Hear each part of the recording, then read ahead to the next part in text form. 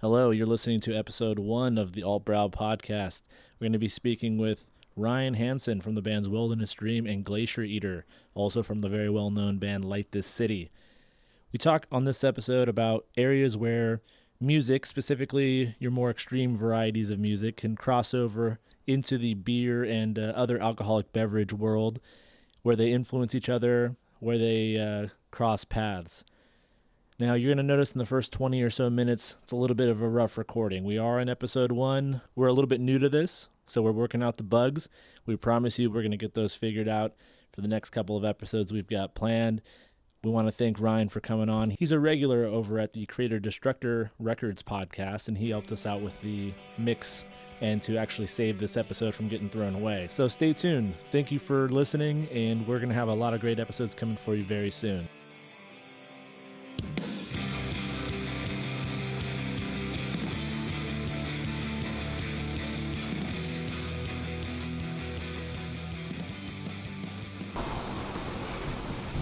Oh yeah, it picked it up. All right. I might use some of that. So yeah, it's just good to have more material. Exactly. That's like when I'm writing parts. I just hit record and just play for like half an hour, and it's like I'll pick some stuff out of here to use. You know, exactly. There's got to be something good in there. All right, so we're back, and so this is AltBrau. Episode 1. What we're talking about is where music and beer crosses over. Some people may know, most people won't know. I did 10 years as a concert promoter, and that goes back. Well, actually, we met before I was a concert promoter. That's right. Technically, but it definitely, I would say, set up the precedence for our friendship. Yeah, that's right. So, to go from that field into beer, I thought it might be kind of an interesting episode 1 to do something similar, just on the general subject of beer crossing over into music. And what I've found in a short couple of years is that there's a lot of interaction and also similarities between the beer industry and the music industry. Yeah. So let's talk about some of your bands. Right. I'm currently playing in a band called Glacier Eater, as well as a band called Wilderness Dream. Formerly of bands like At Our Heels, Light the City, most notably. But heavy metal stuff. Absolutely. So we met when you. Well, let's see. In my mind, I'm still 27. I'm 31. Yeah. So I'm 31, and you are. I'm 27. Yeah. So. It's because it's the age to be. Exactly. Yeah. Apparently, I'm lucky bastard. Thinking back to the golden year. Exactly. It just goes downhill from here. Right? Okay. So we met when I was the teacher's assistant in your guitar class at Hoover High School, Fresno, California, with dear Mr. Sheldon Schlesinger. And I have to say, cheers. We just toasted it on my very thin wine glass that don't actually make any kind of clinking noise. So we actually met, and that class was. Did you actually, you were one of the few people that actually took time to learn something. Yeah, that's the way that class works, is if you were a guitar player that enjoyed playing guitar or cared about guitar, then you could kind of skate. That was like one of the first times where I'm connected with you and Justin and the whole metal scene, the guys from Light the City, Ben from Creator Destructor Records, which you're kind of working. You're doing some work with Creator Destructor. You're a regular on the Creator Destructor podcast. That's right. Yeah, and. Basically, the big mess of networking that all happened there. And then we also migrated to the Bay Area. That's right. Yeah. We went for greener pastures. Absolutely. So, obviously, we can talk about some of the business stuff of how, beer can intersect with music, especially extreme music. And by the way, Ryan's taking a look at the bottle of what we're drinking right now, which is beer to drink music to. by Dogfish Head Brewing, which That's is right. actually a beer they made for Record Store Day. Nice. So it's pretty cool. It's Belgian triple, pretty tasty. Yeah. I'm into it. Very tasty. And so that's one example. But I also want to talk about the role of beer on the road, because I know you have some stories. Yeah, I mean, I've drunk a lot of it on the road. Exactly. It has inspired many of your nights, I imagine. Yeah, definitely. Had quite a few drunken nights on some tours. Now, but that wasn't really strictly beer either. No. It's any spirits, wines, Right. beers, Right. whatever else have you. I don't know what other categories there are. You know more than I do. Yeah, I suppose so. I guess those are the big three. Well, there's also the non-liquid varieties. Oh yeah, that's right. Yeah, Yeah, having a good time on the road. yeah. So Having a smoke, we can say it. We're in California. yeah, right. We smoke It's weed. all school, bro. So So now you are currently doing Glacier Eater, and why don't you tell us a little bit about that band before we start getting into some of the other stuff? It's just I like to think of it as kind of contemporary metal rather than put it in any kind of real subgenre, just because I draw a lot from all over the heavy music spectrum, just because I hate being kind of trapped in one little corner, Right. So it's like we're definitely more along the lines of like a thrash or like a power metal band, and that it's very like upbeat and very energetic and at times, but I don't want to ever limit it to that. So it's like I said, it's just kind of contemporary metal. It's just like a lot of different elements of kind of where Right. heavy music is today. Well, we'll definitely play a track off the record at the end of this podcast so people can, take a listen. So now you've worked with sponsors before, correct? Usually guitar, strings, endorsements. right? Endorsements. Now, have you guys ever been approached by like a spirits company or a beer company in any of your projects? Unfortunately, we were always, when we were doing Like the City, that was by far like the most successful project that I've been part of, and we were trying to get on that whole Jaeger band train. Right. That like during those like mid 2000s, that was always that was the goal. The big like, Jaeger band was. Slayer. Slayer's the big one. Slayer, and then like Black Dahlia, and I think Darkest Hour was one for a while. Right. Like I think maybe Avenged Sevenfold. quite a few. Any like successful like Ozfest or Warped Tour style band probably had Jaeger barking at their heels for a while. Approached by them. So we were always wanted to get a Jaeger sponsorship, but it never really panned out. Right. Now, there's also beers out there that have been collaboration beers with metal bands. I don't know if you've seen. Yeah, since the big boom. The big craft beer boom. For example, Three Floyds out in not in Chicago proper, but in the general. I'm not sure what city they're technically Three in. Floyds is in Indiana. Yes. Yeah, we went there on that That's right. on that tour. It was very good. Yeah, so they besides their metal themed beers such as Dark Lord, they also have done beers with a variety of metal bands, and they have during Dark Lord Day, with their big annual release of that beer, they actually have bands like High on Fire come in and play. So Nice. I wasn't even aware of that. yeah, so That's they're badass. definitely big proponents of the heavy metal scene.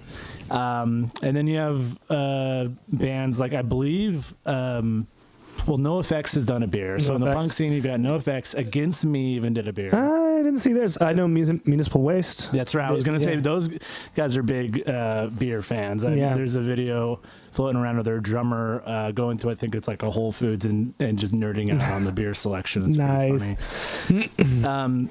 So there's beer collaborations. There's Behemoth. sponsorships. Oh yeah, the Behemoth. Yeah, Behemoth is a great one. Just recently. Have you guys ever considered doing a collaboration beer? I definitely would like to. All right. It's never specifically come up, but right. it's we all drink a lot of beer. Right. Have you guys ever homebrewed? Have any of you ever homebrewed? I have not, and I don't think any of the Glacier guys have either. I know a lot of people that have, and it's definitely piqued my curiosity over the years, but I've just never had the time or for sure. At the time, right, to do that. Do you have a favorite style of beer that you generally go for? Like American pale ales and stuff like that. usually. Right. So something on the hoppier side, Yeah. at least more flavorful than your typical like American lager. Yeah, this definitely have some of that bitter hoppiness to it. Right. Yeah.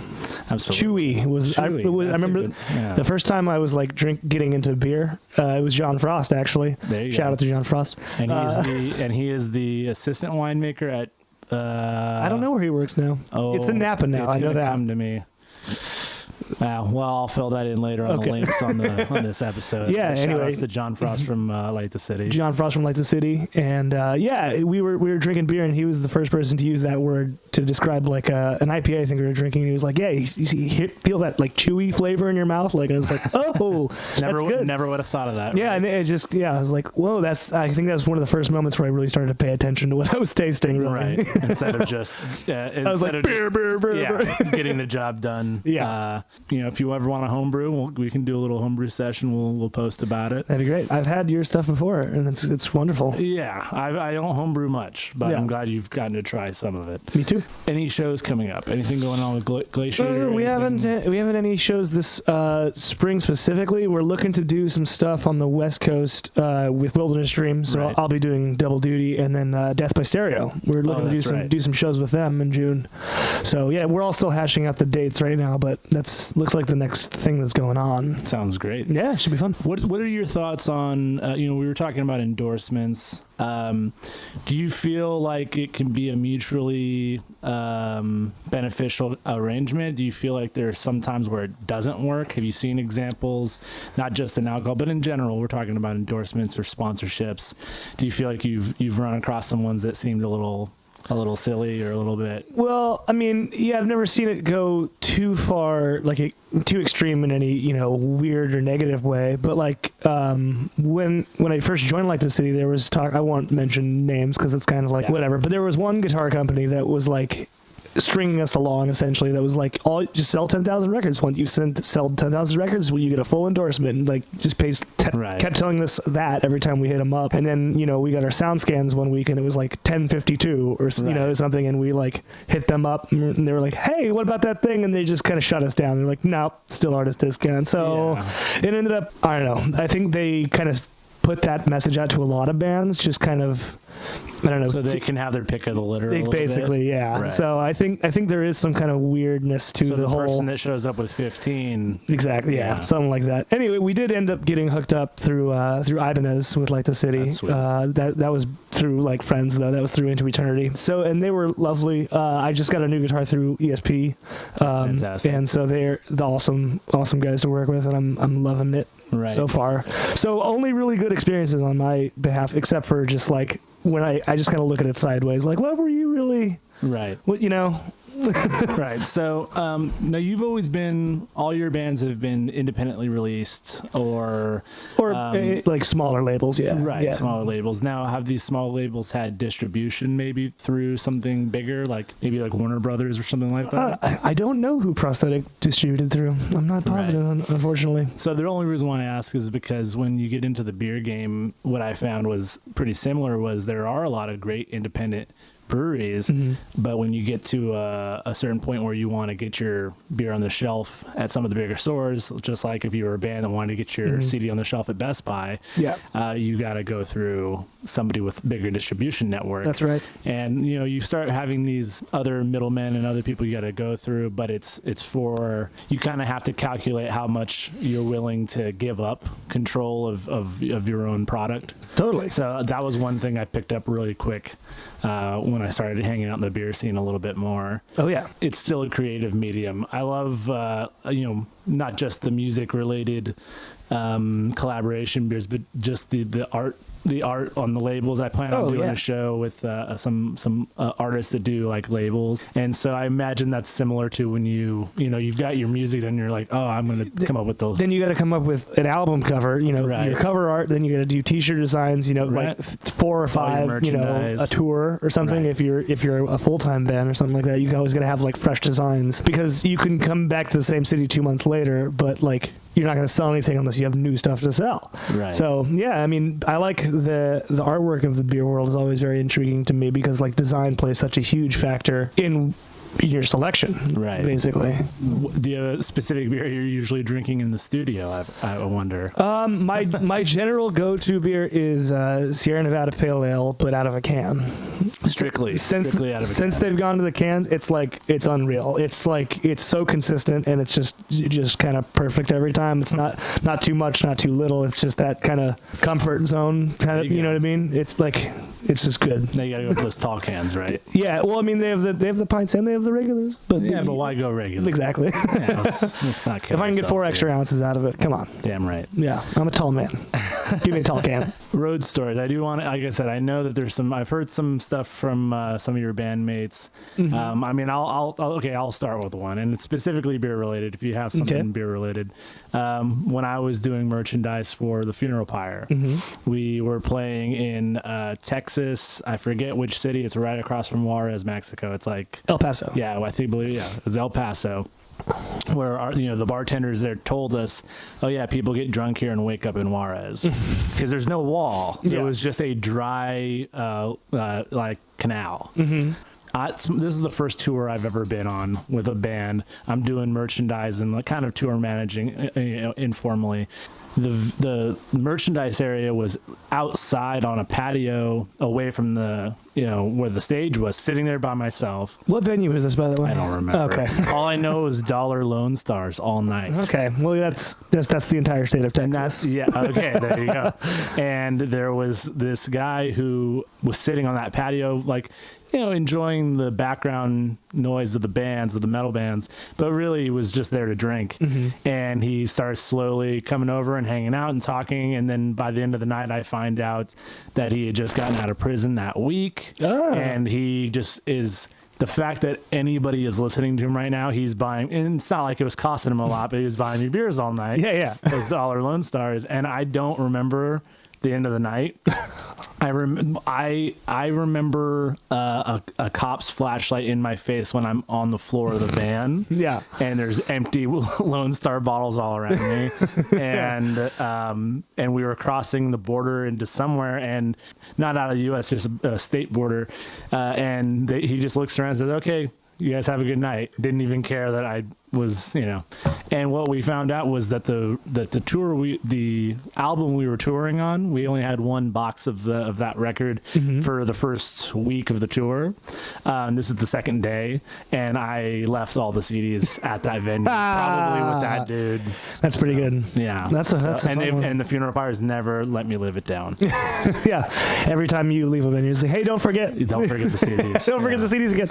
Yeah, totally. With the Funeral Pyre specifically, I remember going to, it was my first time in Las Vegas, and I already know this story. Yeah. We played in Victorville the night before, and if you don't know where Victorville is, look at a map and you'll understand the vibe of that town. It's just this weird little desert town between LA and Vegas.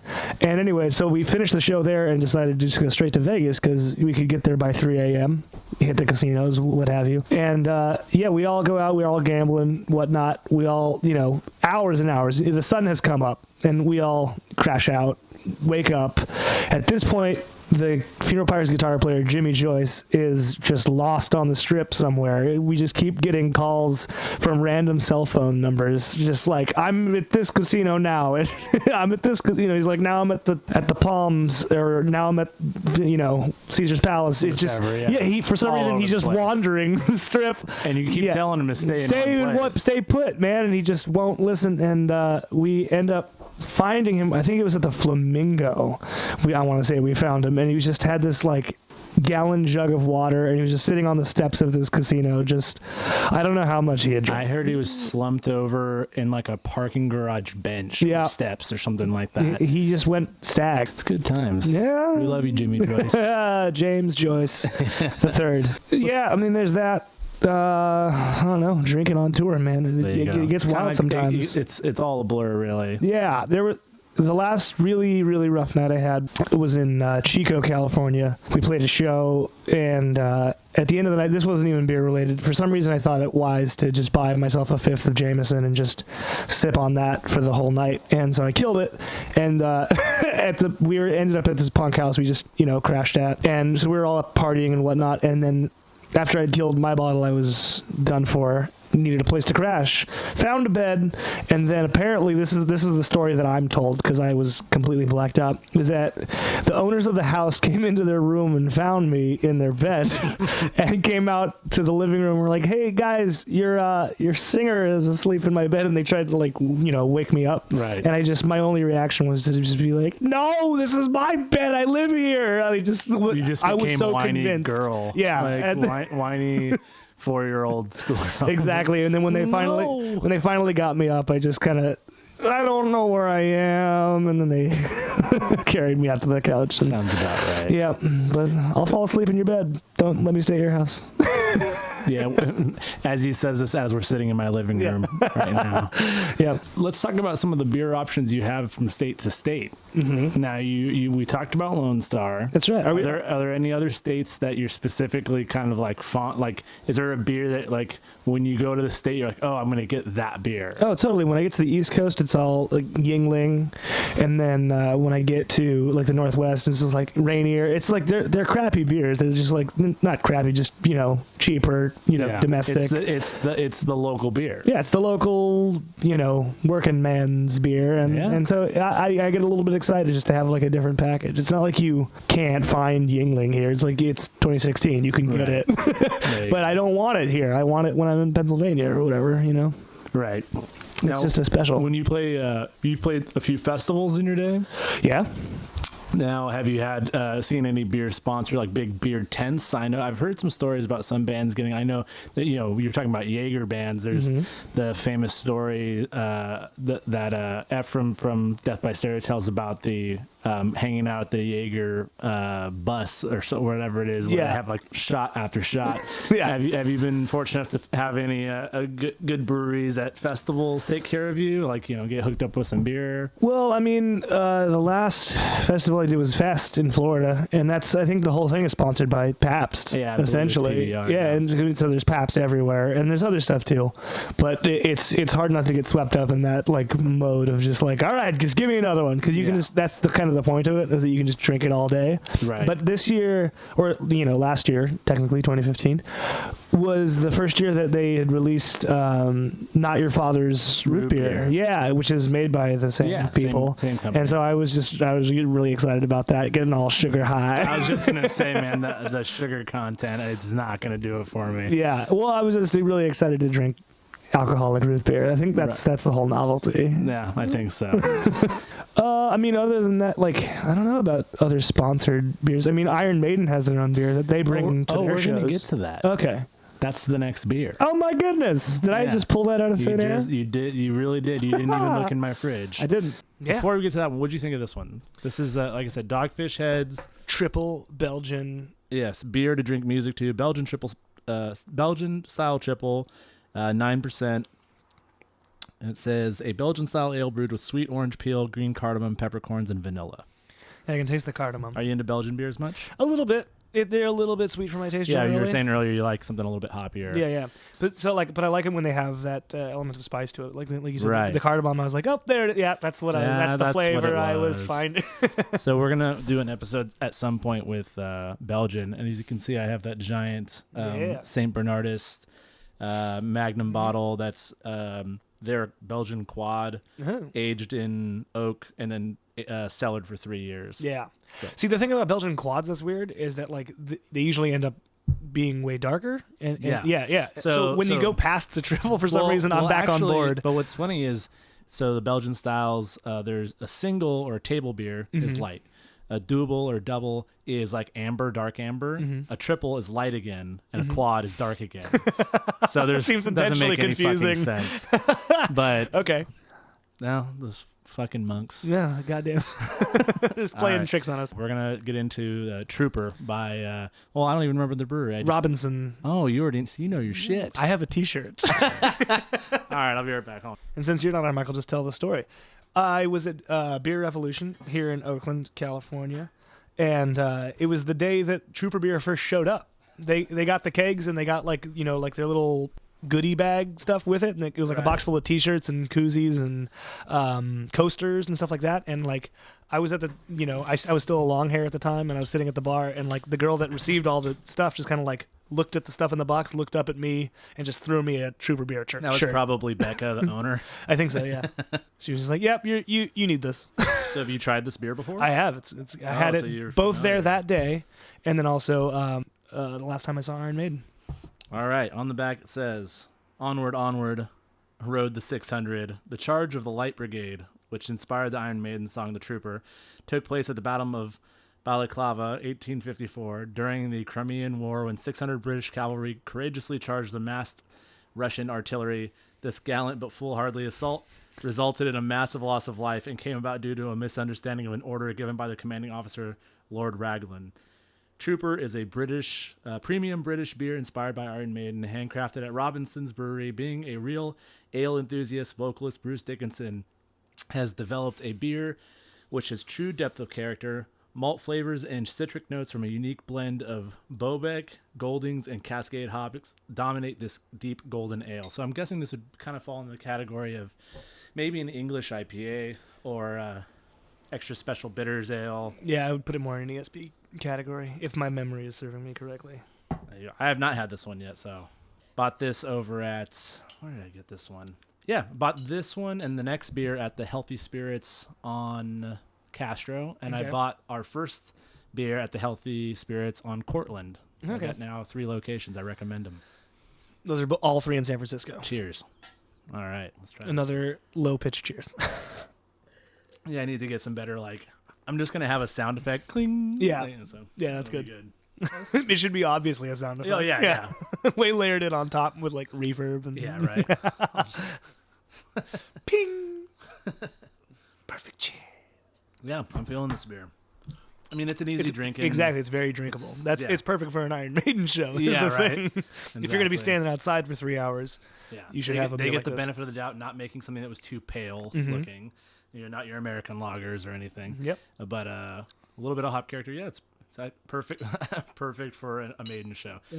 I think now let's see if you can guess the next beer. I know it's still early. We're drinking this one, but I was really impressed by the fact that you. Oh, that just came up because your experience at Beer Revolution. Yeah, well, no, it came up because what's it called?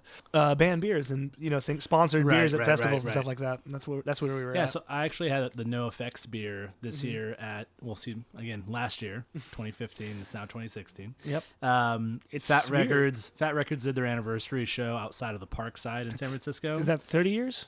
25 or 30? 25. I think it was 25. 25, so 90. Yeah, and they did their all outdoor event. No Effects, of course, played. And I forget the name of the brewery. I could look it up. But basically, they just did their a pretty standard IPA. Okay. It wasn't. I don't think Fat Mike or anybody went over there and worked on a recipe. He doesn't seem like the kind of guy. Well, not that I know him personally, but yeah, I'm not sure how much of a beer drinker he is. I know he's a vodka guy. Yeah, so that's what I hear. We gotta try that 50-cent vodka. Yeah, I should try that one. I try to stay away from clear liquors because they make my stomach hurt. I can't do it anymore. The hangovers are not as bad. Are you? But you're just a whiskey guy. Or? Yeah, whiskey generally, or like a dark spiced rum. Even though that's a lot of sugar. That is a lot of sugar. But then you're also the guy that drinks not your dad's root beer. So clearly, exactly. It's not an issue for you. It's not a sugar issue all the way. But yeah, I don't know. Maybe I think it was just enough rough experiences with clear liquors that I try to stay away from them now. I can't absolutely road dog. Yeah, absolutely cannot drink tequila because I'll get in a fight. That's just a fact of life. Note to self. And I'm not like a tough guy, so I just drink tequila and get my ass kicked. That's all that happens. Another Jimmy Joyce story just came to mind. Anytime he tries to be tough, it ends badly for him. Going back to the funeral pyre, I remember drinking tequila in Texas with John Strawn and him puking 3 different colors in one session. Yeah. Yep. It was like a Mexican flag. It was like green and then clear and then red. All right, we're gonna tag John in on this one. Yeah. I got text messaged yesterday by Adam from Funeral Pyre about the time that I choke slammed Jimmy out of the van. That was a hungover Jimmy. That wasn't a drunk Jimmy. He was recovering, but he didn't like how I looked at him, and he said something to me, and he started swinging on me. Oh yeah. Sure. We love you, Jimmy. Yeah. So he's not the same guy anymore. No, we should say that. It sounds like we're painting him coming from like, another person who cut their hair. Yeah. Yeah, he's like a dad now. Yeah, he is a dad. 2. He's got 2. Oh my gosh. That sounds like a horrible idea. Tamara, my wife's in the room. Do you want to try this beer? This is My wife. This is the Trooper Iron Maiden beer. What'd you think of the Dogfish beer? She said it's good. Let's see what she thinks of this one. I like this one more. She likes it more. In your face, Dogfish. Take that. You're now a Maiden fan. Yep. You've been demoted. All right, so if you were going to brew a beer, what would you brew? You said you like your pale ales. Yeah, it'd be like a pale or like an IPA or something You like throw that. anything funky in it? Something I like things with spices in them too. Okay. So I like the IPAs that have a little bit of these spices in them. Like I've had ones that have like cayenne. Okay. And other peppery All right. things. We can do.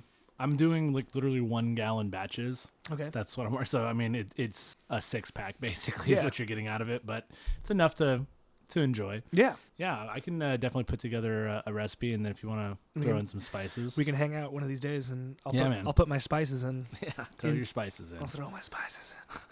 I'm scared. That's the other benefit of the mixer being up is that I can whisper in your ear. Oh yeah, well, and the compression. Oh yeah. So if you can't tell, the audio quality just went up significantly because the computer crashed a little. We restarted after Ryan took a look at my mixer and realized where I was being an idiot. So Yeah. Yeah, You got to be an idiot first before you can be good at anything. well, yeah, man. Well, why do you think I had you for the first episode? Yeah. Get all the 'Cause rough this spots is out all of the way. getting thrown out. Exactly. Delete that. Delete that. It's just it ends It's up me being drinking beer. It ends up being a half an hour just of your and me- microphone. and me hitting the clink sound effect. Cling, cling. That's right. Oh, it'll be good. Takes about the same amount of time to learn how to play guitar as to brew beer. That's why I'm not a professional brewer because Yeah. my beer still tastes pretty shitty. Oh. I well, wouldn't say that.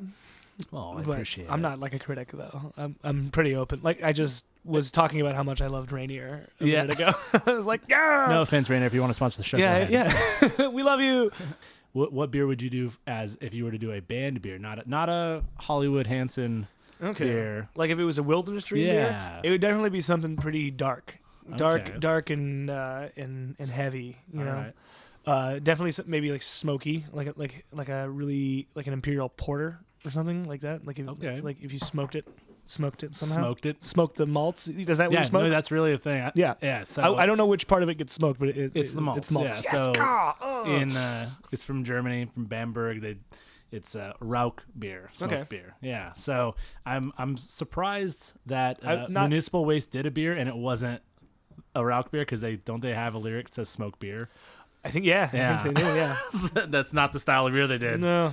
I don't think. But yeah, just definitely on the vibe of the band, it would definitely be like Right. like a dark, smoky type of I can get into it. mysterious, Smoked porter of some sort. but strong. Like it should have like plenty of alcohol Gotcha. content And your Okay. spice, your handful of spice. and some hands of spiciness. I'm imagining you like Dale from King of the Hill with the pocket sand. Yeah. And you just got pocket spice. Yeah, just throwing it around in people's faces. Yeah, I like to imagine at all times that I have a little satchel full of judgment here, and I like to just pull Sprinkle some judgment on it. Yeah, It's good. if somebody does something, It's not quite like pixie dust, but pretty close. Yeah, It doesn't make you fly. It makes you just sink into the ground. exactly. Yeah, crawl up into a fetal position. Yeah. See, what's funny about if like Glacier was to do a beer is that actually all the working titles of our songs when we wrote them at first were just named after the beer I was drinking at the time when I wrote the first part. Okay. You know, so like I wrote a part So and I'm this is drinking. Sierra. Yeah, they're Sierra Pale is something that didn't end up on the album, but like. You know, like Gonzo is a Flying Dog beer, and then Lagunitas is one of them. That like Okay. it was just called it was IPA, but Lagunitas is the bonus track on our album. Okay. That's like so. Every once in a while, like on stage, we'll just kind of call This each other by the beer names. Be like, "Hey, play Bison real quick." that's Bison out of Berkeley. organic, Yeah, yeah. yeah. Just so because I'd just be drinking whatever beer, write a riff, and it's like, what am I going to call this? And so it just became a tradition. There you go. Keep it up, man. Yeah. And you've gotten away from the question I asked you, which is to predict the next beer. Oh yeah, see, I've been avoiding it because, like I said, the other prediction was so spot on and randomly Get you. lined up. We're going darker. We're going darker. So yeah, we started with a light colored That's triple, right. Now we got this kind of amber colored. extra special bitter. How about we take a break and we actually play a track from one of your bands? Who would you like to hear from? We're going to finish with Glacier. Okay. And then you want to do some let's do a Willie D song. Willie D. We call it Willie D. All right. For short. Which you song? should too. I like it. Wild D. Yeah. Okay. I like Wild D. Yeah. Wait, that sounds bad. Wild D. Do we sound that? Wild D. Now it's a hip hop song. Yeah. Well, because I talked about it being like a smoky beer. Let's do the song Fire Breather. Okay, got it. So what you're going to listen to is Fire Breather from Wilderness Dream. We'll be back and see if Ryan can figure out the beer.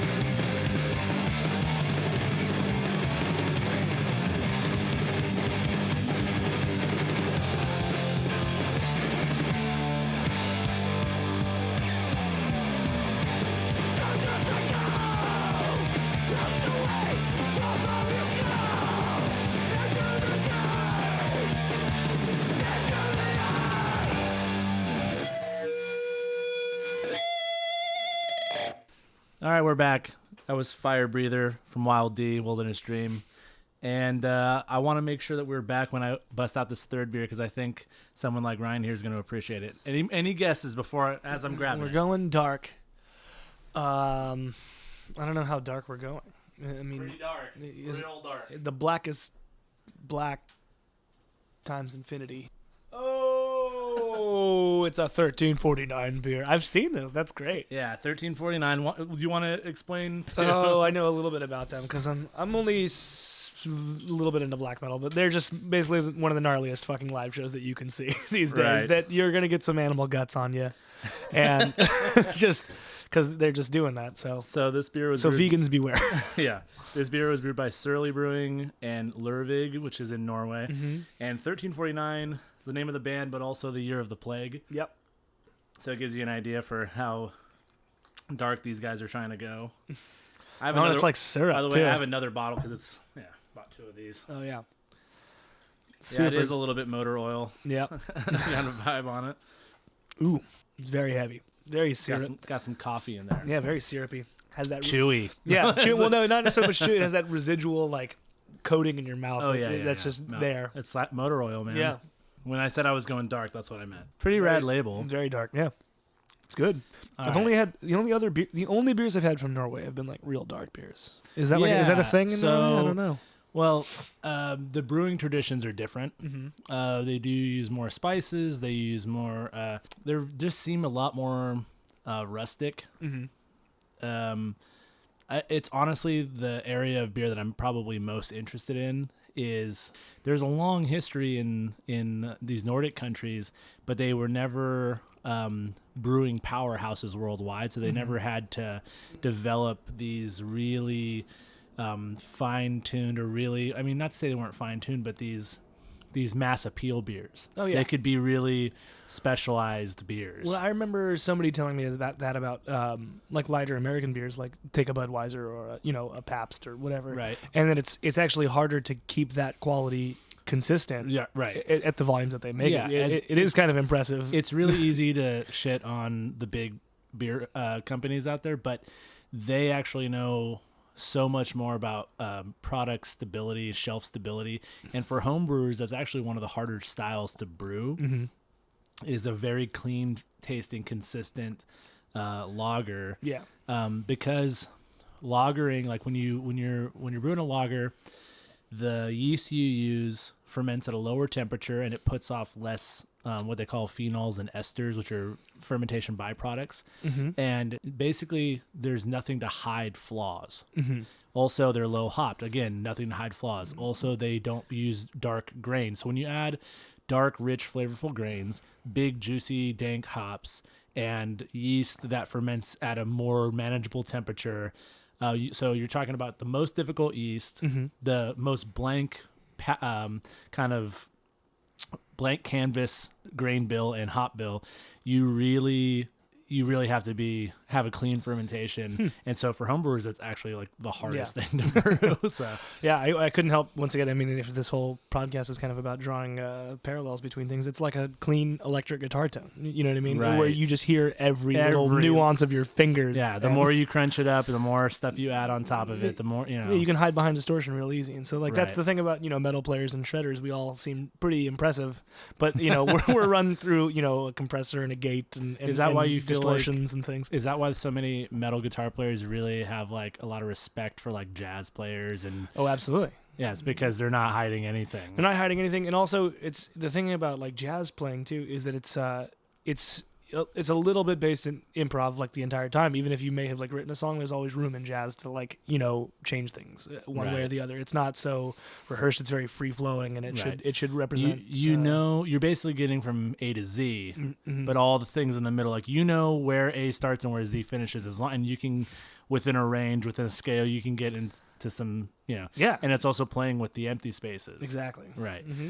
So when you're brewing beer, it's interesting what you can improv on a beer recipe as well. Yeah. But if you really want to get into the improv beers, you start looking at your Belgian saisons and your rustic farmhouse ales, because it was literally beer was brewed at the end of harvest and you're about to go into winter. So winter made better fermentation temperatures, Mm-hmm. and you used what you had left after you had already consumed whatever you grew on your farm. So whatever spices or grains or whatever you had, and you made beer with that Yeah. during a easier time to brew. So yeah, that's real, like, Yeah. probably the most all over the map style is like a saison. Okay. Yeah. Nice. Well, yeah, that's I definitely I give saisons a shot all the time. Yeah, Every but time. It's like, not hoppy enough for you, right? nah. But if I'm in a place like a Beer Revolution or a good beer bar or something, Right. that have something like, hey, let me give that a shot. Like just because Right. I'm always curious. That's the, Right. it might. That's one of the benefits of beer bars, that you can kind of go and explore different flavors and profiles and things like Exactly. that, and not get stuck in the 5 beer option that you get at a normal bar. Right. And you're like, well, I like this one. What's your favorite, as far as have you been to a lot of breweries? You've been to a couple breweries on tour as I well? have, yeah. So what's been your favorite experience so far at a brewery? My favorite brewery, as far as it, both like I love their beers and also just like the environment of their brew pub that they have, is Stone's Brewery in Escondido. Yeah. The nice one with like the big garden in the Mhm. backyard. Oh, it's just gorgeous. I don't know if it's still on the menu, but you have to get the charred leek pasta. Oh. It's real good. I didn't eat any food when I was there. Yeah, I was just drinking. liquid bread. Exactly. But yeah, it's just a gorgeous, like, you could just have a beer and like take a half an hour walk around the grounds that they have back there. It's just it's like a cool little park, Right. or like a Japanese garden or something. Absolutely. It's very relaxed and very interesting. It seems like they have like events back there too, like there's weddings Yeah. and stuff maybe. I think Yeah. so. But yeah, that's definitely my favorite location that Right. I've been to. I always try to stop into Rubicon when I'm in Sacramento. Sacramento, yeah. They've got some good stuff, and it's right down the street from my dad's house. and so, There you go. yeah, it's a good environment, and just because it's really small too. They're not really trying to do much beyond their brew pub. Like you can find Their it in some scope, yeah. stores, but like they're just not really. Yeah, I mean, they have distribution, I think, in Northern California. You can get some of their beers. hmm Yeah, have you ever actually played at a brewery? There are some breweries popping up with stages and amphitheaters. I have not yet. Is that something you'd be No, interested totally, in? yeah. Now, the question is, can you find a place that's going to let a metal band like Glacier Eater come play? We're not the most marketable or palatable for for every listener or drinker There you at the go. moment. What are you thinking about this beer right now? That's kind of warmed up a little bit. I like it a lot. I definitely like the coffee aspects of it. Have you guys ever played have you ever played in Norway? No, I haven't been to Europe. I haven't been to Europe yet. No, Nice. only around the States and Canada and Mexico. Okay. Yep, I would love to go to Norway, especially Right. Norway, Sweden, Denmark. It's the land of my people. Favorite bands coming from Europe that you're really into? From Norway, I mean, Kveldtak, they've been a recent good one that's come out of there. For me, it's all like the classic stuff. Right. Sweden, Finland. Like In Flames, Dark Tranquility, The Haunted, At the Gates. Children of Bodom. Right. I've always loved them. I've always actually been more into the Finnish scene There you go. than the Swedish scene. Like, yeah, Children of Bodom, Kalma, Okay. Winter Sun, those kinds of bands that Now I'm trying to think. keyboard metal. I like to before I get into a big conversation with anybody about metal, I like to preface it with like, let me just warn you, like, I like keyboard metal. Like, so just whatever opinions you have might not align with mine. Right. At least you're open to it. Yeah. Although you haven't been in a band with keyboards yet. No, actually, I mean, in that first band that you met me in Rithen. Oh, that's right, With Rithen. Justin there, I we did have a forgot about keyboard that. player for a short spell, just for a right. little bit. Do you have any rhythm tracks we can play later? Nah, I don't have any of those. I don't have anything from Nick files Nolte either. anymore. Oh, Oh well. not even Robot Diarrhea. You can't even find that Oh, sample. you dropped it. Yes, we had a song called Robot Diarrhea. But That's you pretty much what all of our songs sounded like. That was the point. yeah, that's So, right. Can you think of any beer-related lyrics? There's plenty in the punk world. You've Totally. got bands like Fear doing a whole album called More Beer. They have Mhm. a song called Bud Club, BUDCLUB, Bud Club. Yep. Yeah. So, anything I you can think mean, of? yeah, like Korpiklani, once again out of Finland. They had a song on one of the records called "Beer Beer," and it was just like a beer chanting anthem song. Yeah, Beer hall. The chorus was just "Beer, beer. I want beer from beer. I get very drunk. Give me beer so much I pass out." That sounds awesome. Yeah, and I think the verses are just like from morning to evening and evening to morning. I want to drink something stronger than a man. And I've since I saw it when I was a kid. I always still wanted to have like the sticker like James Hetfield had on his guitar that just said "More Beer." There you go. That's actually a name of a homebrew shop in the Bay Area, so you should be able to find a sticker. It won't be the sticker necessarily, but it'll be a sticker that says More Beer. Well, I didn't even know that. I'll try and grab you one You next are time I'm there. schooling me on Metallica right now. I don't think he was necessary. If we find out that James Hetfield is a home brewer, Oh no, yeah, That's amazing. yeah. I don't think that was his brewery. Well, He because, probably knew them, considering he though. doesn't drink now. Oh yeah. Well, they were definitely up in the Berkeley scene, so I think that Right. was the connection there. Could have been. Maybe Yeah. he was. Yeah. They lived in Berkeley all through the 80s. All right, so we're gonna book a little homebrew date. That's Yes. the plan. We're gonna go to Oak Barrel on San Pablo. Okay. We're gonna go pick up some stuff. Where? Do- Oak San Pablo and what? It's called. I don't remember the cross street. Okay. I don't know. Not too far from Gilman. Okay. And Those are way up there. Yeah. So we're gonna go down there, pick up enough to do a couple pounds of grain to do a 1 gallon batch, and we're gonna do. Now, are we gonna do a Hollywood Hansen beer? Are we gonna do a Glacier Eater beer? Or are we gonna do a Wild D Wilderness Dream beer? I don't know. But here's the thing about what a Glacier Eater beer would be. It would need to be something very like crisp and refreshing Okay. for the like the ice kind of vibe Right. that we have in a lot of our imagery Right. and things like that. I mean, it might need to be like like a crisp. Well, like, lucky for you, I lager only or make something. beers with keyboards. Ah. So yeah, I buy a cheap Casio, chop it up, throw it in there.